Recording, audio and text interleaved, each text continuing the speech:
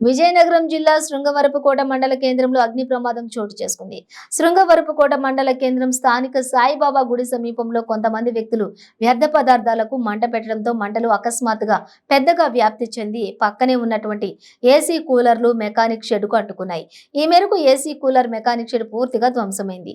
అనంతరం మంటలు పక్కనే ఉన్న టైర్ల షాప్ కు వ్యాపించడంతో గమనించిన స్థానికులు హుటాహుటిన స్థానిక అగ్నిమాపక కేంద్రానికి సమాచారం అందించారు. సమాచారం అందుకున్న అగ్నిమాపక సిబ్బంది సంఘటన స్థలానికి చేరుకుని మంటలను అదుపు చేశారు.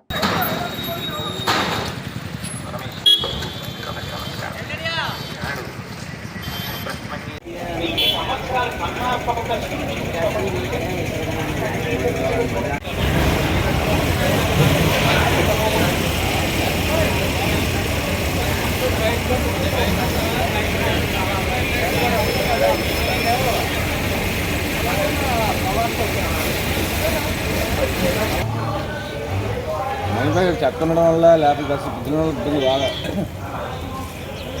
పిల్లలకే టవలో నేను 10 మంది పిల్లలకు